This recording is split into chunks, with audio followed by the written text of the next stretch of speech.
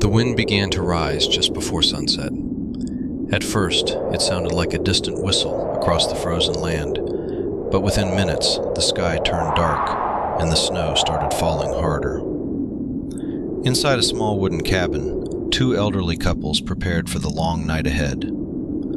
Thomas and Mary had lived in this frozen community for more than 40 years. Their neighbors, Elijah and Ruth, moved into the nearby cabin decades ago. Together, they had survived many winters, but this storm felt different.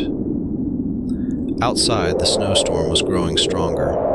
The wind pushed snow against the cabin walls like waves crashing against a ship.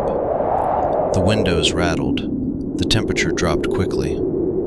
Thomas carefully added more firewood to the fireplace, while Elijah checked the doors to make sure they were tightly locked. Inside, Mary and Ruth wrapped themselves in thick blankets and kept warm beside the fire. Their old husky dogs rested quietly near the flames, their fur shaking whenever the wind howled outside. Suddenly, a loud bang echoed across the roof. Snow had piled so heavily that parts of the cabin began to creak under the weight. For a moment, everyone fell silent.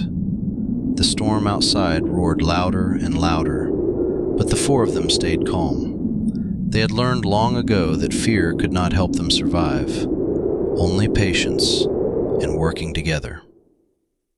Hour after hour, they kept the fire alive. They checked the roof, reinforced the door, and made sure no cold air entered the cabin.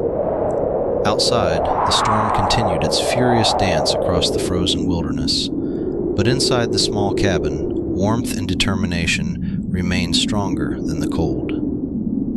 And as the long night slowly passed, the elderly couples held on to one simple hope, that when morning arrived, they would still be here, alive, together.